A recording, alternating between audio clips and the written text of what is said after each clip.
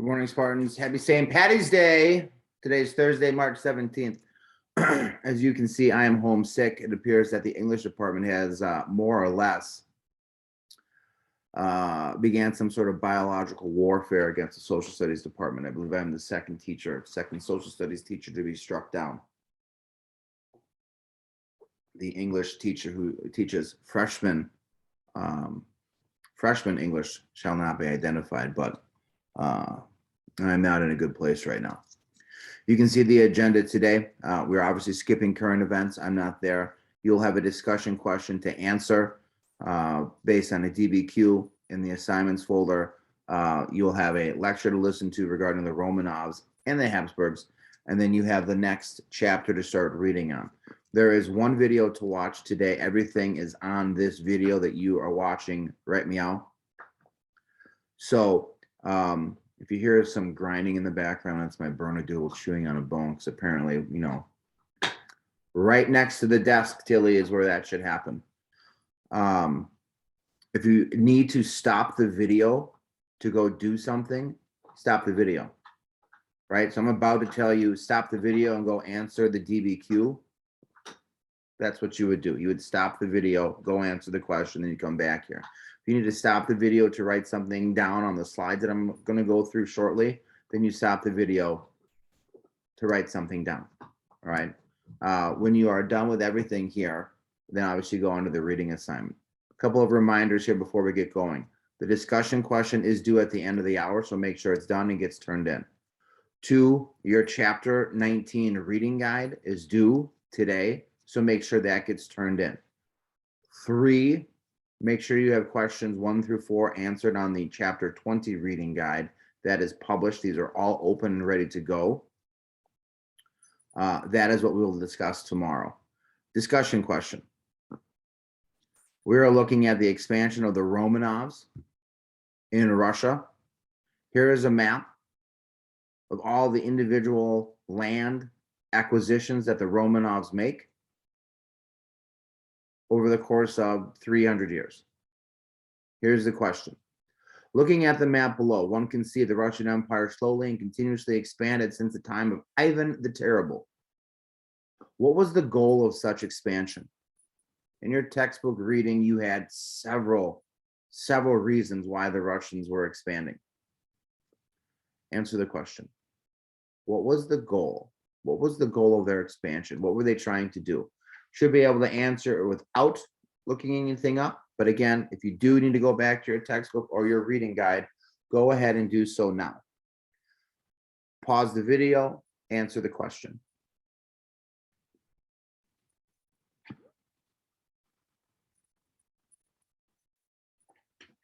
Do you want to come up? Do you want to come up? No? Okay. All right. Next thing we got to do is go through the notes on the Romanovs. Again, you should be able to see everything on the video, but if you don't, in the handouts folder for Unit 11, you do have a copy of my note slides. All right. Russia. Russia's kind of an enigma. All right. They're European, but they're not European. They're completely different than everything that we've already been discussing.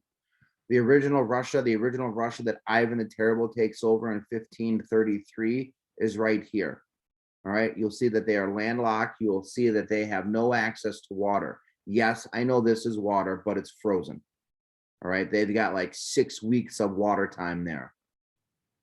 They develop completely different, separate from the rest of Europe.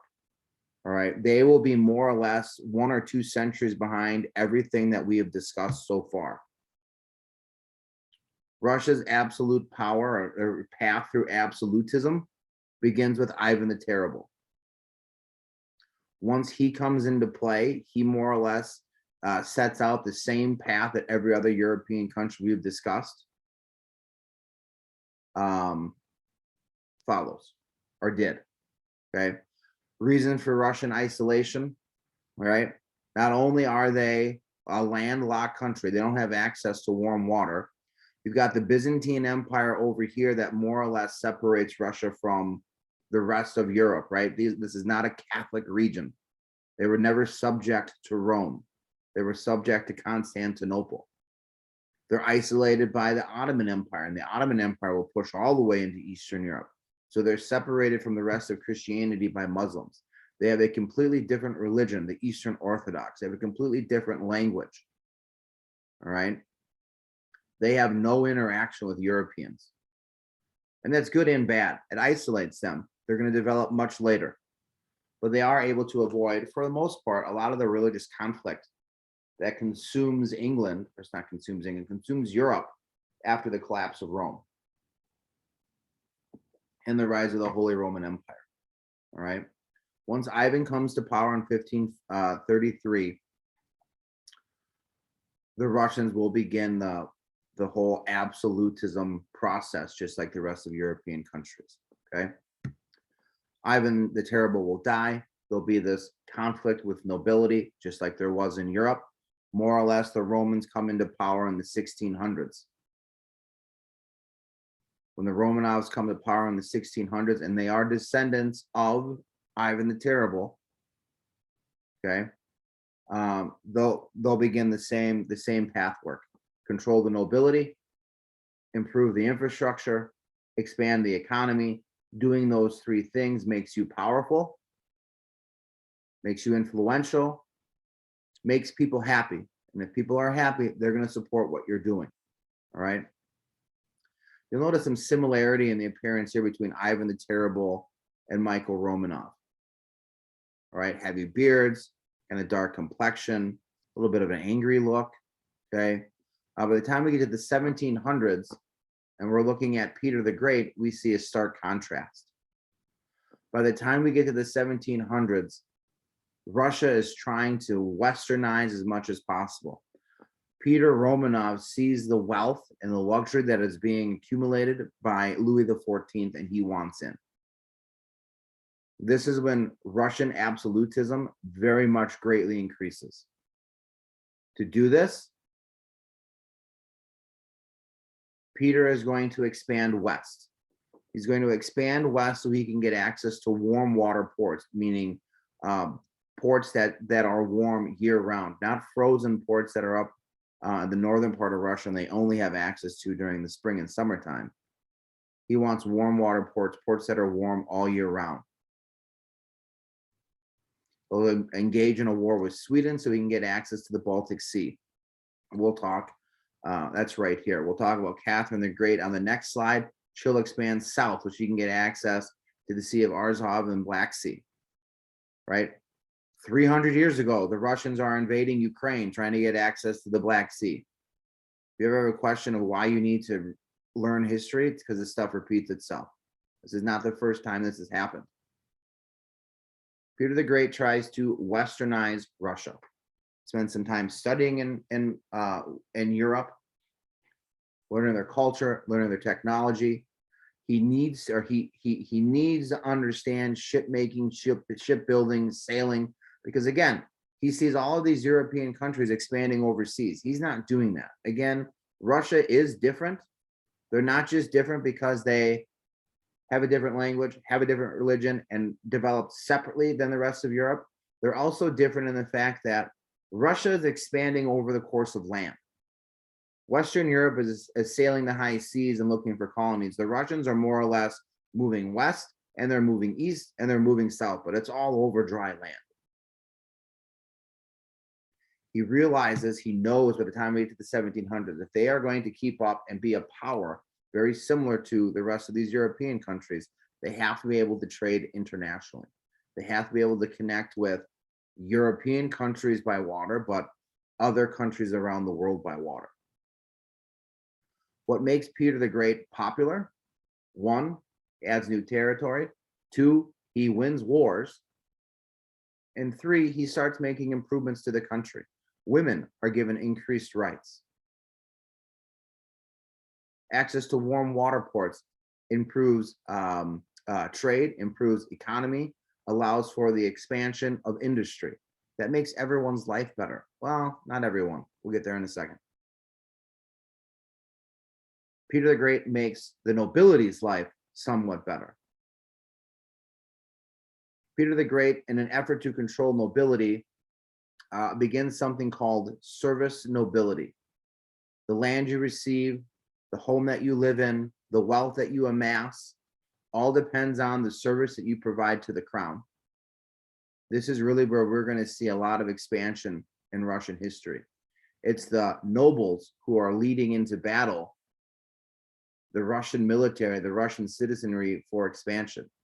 You want wealth, you want power, you want luxury, go win land for the Russians.